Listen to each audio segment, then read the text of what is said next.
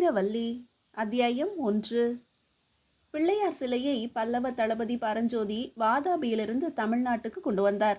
அந்த மகத்தான நிகழ்ச்சிக்கு சில 100 ஆண்டுகளுக்கு பிறகு ராஜேந்திர சோழர் கங்கையை தமிழ்நாட்டுக்கு கொண்டு வந்தார்.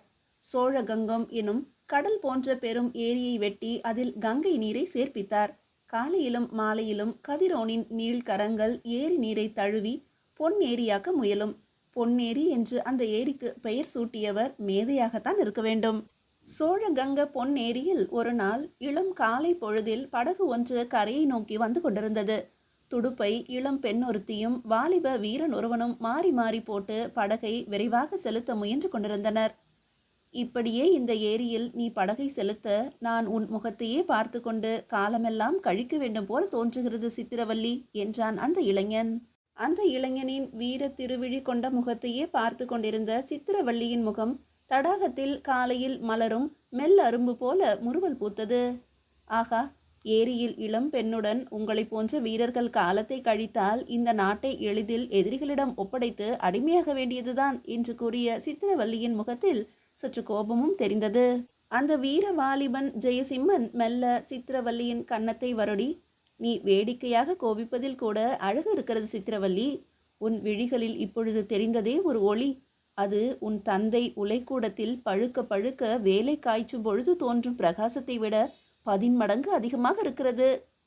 இன்றைக்கு என்ன, உங்களுக்கு எல்லாம் வர்ணனையாகவும் கற்பனையாகவுமே தோன்றுகின்றனவே. போர்ப்படையிலிருந்து விலகி புலவர் யாரிடமாவது சீடராக போகிறீர்களா என்று கேட்டாள் சித்திரவல்லி. ஜெயசிம்மன் சிறிது நேரம் சிந்தித்தான். படகிலே வந்து மோதும் சிறு சிறு அலைகளை கண்டு அவன் மனம் சுழன்றது. ஜெயசிம்மன் சித்திரவல்லியை சந்தித்து முழுமையாக ஒரு திங்கள் கூட ஆகவில்லை. ஆனால் அவர்களுக்குள் ஏற்பட்டிருந்த பாசமோ யுக யுகாந்திரமானது போல தோன்றியது. மாவலிராயன் உலைக்கூடம் கங்கை கொண்ட சோழபுரத்தின் ஊர்கோடியில் ஒதுக்குப்புறமாக அமைந்திருந்தது. அவருடைய உலைக்கூடத்தில் எப்பொழுதும் சுறுசுறுப்பாக வேலை நடந்து கொண்டே இருக்கும். உலை என்றுமே அணைவதில்லை. பெரும் சக்கரத்தை 2 சிறுவர்கள் எப்பொழுதும் சுழற்றி கொண்டே கனல் கொழுந்துவிட்டு எரிவதற்கு காற்றை வீச செய்து கொண்டே இருப்பர். மாவலிராயன் உடல் இரும்பை விட உறுதி படைத்திருந்தது. அந்த இரும்பு மனிதனுக்கு வாய்த்த மகளோ படரும் கொடி போல துவளும் இடையுடன் நடைபயிலும் தோகை என அந்த குடிலை சுற்றி சுற்றி வருவாள். ஆறு போட்டிருக்கும் இரும்புக்கு தண்ணீர் ஊற்றுவாள். புடம் போடுவதற்காக வரட்டிகளை கொண்டு வந்து சேர்ப்பாள். தந்தை கூப்பிடும் குரலுக்கு மறுமொழி கூறிக்கொண்டே கை வேலைகளை கவனிப்பாள். உலை கூடத்திற்கு வருபவர்களை இன்முகத்துடன் வரவேற்பாள். இப்படித்தான் ஒரு நாள் குதிரை மீது இருந்து கம்பீரமாக குதித்த ஜெயசிம்மன், இதுதான் மாவலிராயன் குடிலோ என்று அதிகாரத்துடன் கேட்டான். சித்திரவல்லி அவனை ஒரு முறை ஏற இறங்க பார்த்தாள். அந்த குரலில் இருந்த பரபரப்பு அடக்க முடியாத சிரிப்பை அவளிடமிருந்து வரவழைத்தது. கழுக்கென்று சிரித்துவிட்டாள். ஆமாம் என்று ஒரே வார்த்தையில் சொல்லிவிட்டு அவள் விரைந்து தந்தையிடம் சென்று அருகே குனிந்து அவர் காதில் ஏதோ கூறிவிட்டு உள்ளே சென்று மறைந்தாள். ஜெயசிம்மன் வேகமாக உள்ளே வந்தான். பரபரப்பாக அந்த கூடத்தில் வேலை நடந்து கொண்டிருந்தது. சம்மட்டியை எடுத்து இரும்பை பதம் பார்த்த ஆடவரும் பலவிதமான அளவுகள் கொண்ட ஒருவித மண்ணால் செய்யப்பட்ட வார்படங்களில் இரும்பை காய்ச்சி ஊற்றி கொண்டிருப்பவர்களும் மெருகு கொடுத்து மேலும் கூர்மையாக்கி சாணை பிடித்து கொண்டிருப்பவர்களுமாக சுறுசுறுப்பாக இயல்பாக இயங்கிக் கொண்டிருந்தது அந்த உலைக்கூடம். புகை மண்டலம் அந்த இடம் முழுவதும் சூழ்ந்து கொண்டிருந்தது. சற்று இருள் நிறைந்திருந்த இடத்திற்கு பளிச் பளிச்சென்று ஒளி வீசும் தணலே ஒளி தந்து கொண்டிருந்தது. மாவலிராயனுக்கு 70 தாண்டிய வயதாக இருந்தாலும் பார்வை சிறிது கூட மங்கவில்லை. ஜெயசிம்மனை தொலைவிலிருந்து ஏற இறங்க பார்த்தான். வா தம்பி, என்ன செய்தி என்று பரிவுடன் அழைத்தான். பிறகு அருகே இருந்த முக்காலியின் மீது படிந்திருந்த சாம்பலை ஊதி தட்டிவிட்டு அதிலேயே அவனை அமரச் செய்தான். ஜெயசிம்மன் ஒரு முறை உலைக்கூடம் முழுவதையும் நோட்டம் விட்டு தனது நெற்றியிலே அரும்பி இருந்த வியர்வை துளிகளை துடைத்து கொண்டு, நான் தண்டநாயகத்திடமிருந்து வருகிறேன் என்று கம்பீரமாக குரலை வரவழைத்து கொண்டு சொன்னான். 2 பாக்கை எடுத்து வாயிலே போட்டுக்கொண்டு கடுக்கென்று கடித்துவிட்டு மாவலிராயன் ஜெயசிம்மனை பார்த்து, நீலகங்கரையன் அனுப்பினாரா என்றான். ஜெயசிம்மனுக்கோ வியப்பாக இருந்தது. சோழ படைகளை பல பிரிவுகளாக பிரித்து ஒவ்வொரு பிரிவுக்கும் ஒவ்வொரு தண்டநாயகம் தலைவராக இருந்து வந்தனர். அவர்களின் கீழே சிறு சிறு படைக்குழுக்களுக்கு தலைவராக திறமை மிகுந்த இளைஞர்களும் பொறுப்பு வகித்தனர். நீலகங்கரையன் என்னும் படைத்தலைவரின் குழுவில் ஜெயசிம்மன் பணியாற்றி வந்தான். அந்த தளபதியின் கீழே பணியாற்றுகிறோம் என்பது கிழவருக்கு இவ்வளவு தெளிவாக எப்படி தெரிந்தது என்று வியப்பாக இருந்தது. அவனது திகைப்பை மாவலிராயன் புரிந்து கொண்டான். தம்பி, போன சதுர்த்தி அன்றுதானே நீ உறுதிமொழி எடுத்துக்கொண்டாய்? உன்னை பற்றி நீலகங்கரையன் நிறைய எனக்கு சொல்லிவிட்டான். குறி தவறாமல் வேல் வீசக்கூடியவனாம் நீ, வாள் எடுத்து சளைக்காமல் சுழற்றுபவனாம். இப்பொழுது என்ன விஷயம்? என்னால் ஆகக்கூடியது ஏதாவது இருந்தால் உடனே செய்கிறேன். உங்கள் தளபதி ஊரில் இருக்கிறாரா அல்லது தொண்டை மண்டலத்துக்கு சென்று விட்டாரா என்று நாட்டு நலனும் விசாரித்தான் மாவலிராயன். நீலகங்கரையன் தொண்டை மண்டலத்தின் ஒரு பகுதியின் குறுநில மன்னராகவும் விளங்குகிறவன். அங்குதான் முதலில் ஜெயசிம்மன் நீலகங்கரையனை சந்தித்தான்.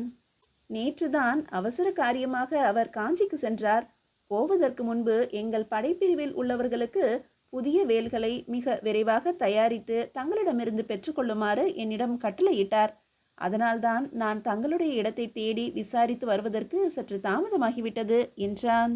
இவ்வளவு நேரம் மிகவும் அமைதியாக வேலையே இல்லாமல் ஓய்வில் இருப்பவர் போல அவனிடம் பேசி கொண்டிருந்தவர் இப்பொழுது மளமளவென்று பணியில் கருத்தை செலுத்தி கொண்டே, சரி, அப்படியே ஆகட்டும் தம்பி, நீ போய் வா. இன்னும் 2 தினங்களுக்குள் நான் தேவையானவற்றை செய்து வைத்து சொல்லி அனுப்புகிறேன். நீ எங்கே தங்கியிருக்கிறாய்? கோட்டைக்குள்ளேதானே அல்லது வெளியே புதிதாக கட்டப்பட்டிருக்கும் விடுதிகளிலா என்றார். நான் வடக்கு வாசலுக்கு அருகே உள்ள விடுதியில் தங்கியிருக்கிறேன். நானே தங்களிடம் வந்து விசாரித்துவிட்டு போகிறேனே என்ற ஜெயசிம்மன் முதலில் பார்த்த அந்த இளமங்கையின் முகம் மீண்டும் தென்படுகிறதா என்று சுற்றுமுற்றும் பார்த்தான். அந்த பட்டறை கூடத்தை விட்டு வெளியே வந்தவுடன் புதிய காற்று அவன் மீது வீசவே இவ்வளவு நேரம் கடுமையான வெப்ப சூழ்நிலை மாறி இருந்தது. அவனுடைய புத்துணர்ச்சிக்கு துணை செய்வது போல சற்று முன்பு கழுக்கென்று சிரித்துவிட்டு சென்ற அந்த இளங்கொடி இடையில் சுமந்த குடத்து நீருடன் ஒயிலாக நடந்து கொண்டிருந்தாள். அவளுடன் சற்று நின்று பேச வேண்டும் போல அவனுக்கு தோன்றியது. பேசுவதா வேண்டாமா என்று யோசித்து கொண்டிருக்கும் போது அவள், என் தந்தையை பார்த்து பேசிவிட்டீர்களா? எவ்வளவு வேல் செய்ய சொன்னீர்கள் என்று கேட்டாள். ஜெயசிம்மன் இயற்கையிலேயே குறும்புத்தனம் மிகுந்தவன். 30 வேல்கள் வேண்டும், ஆனால் 28 செய்தால் போதும் என்று அவளுடைய விழிகளை உற்று பார்த்து கொண்டே சொன்னான்.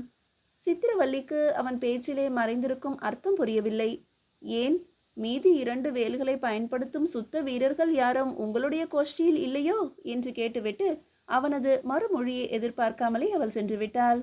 எதிர்பாராத அந்த சொல் வீச்சில் அவன் ஒரு கணம் தடுமாறினாலும் அந்த 2 வேல்களை அடையத்தான் நான் இருக்கிறேனே என்று உடனே உரத்த குரலில் சொல்ல வேண்டும் போல தோன்றியது.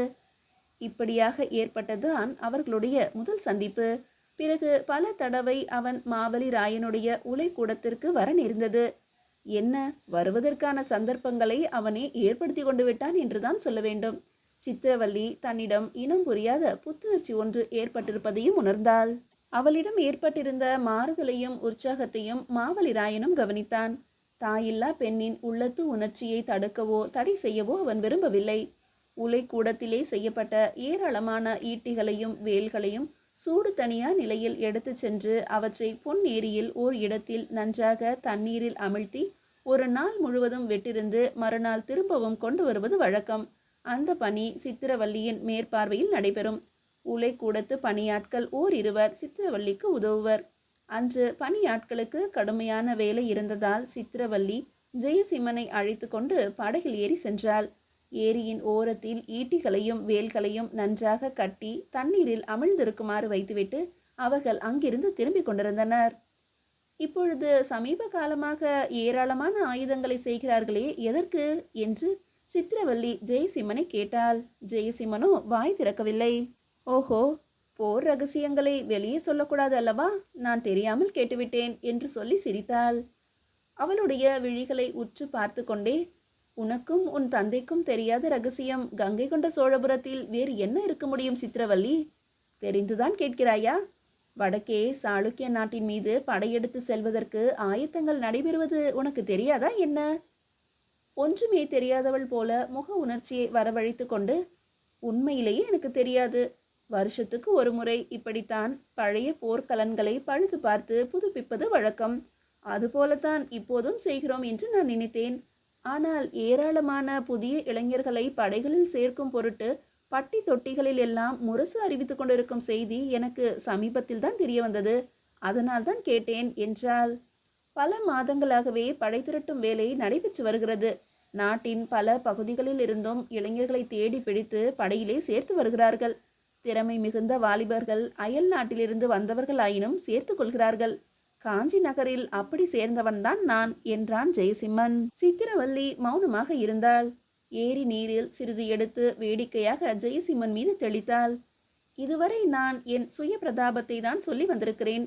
நீங்களும் என்னை பற்றித்தான் விசாரித்து அறிந்தீர்கள். உங்களுடைய ஊர் எது என்று நான் கேட்கவில்லை. உற்றார் உறவினர்கள் எங்கே இருக்கிறார்கள் என்று நான் இதுவரையில் கேட்கவில்லை. கேட்க விரும்பியதும் இல்லை. என்னை பற்றி நீ அறிந்து கொள்ள வேண்டாமா சித்திரவள்ளி? அதை பற்றி கேட்க உனக்கு பிடிக்கவில்லையா?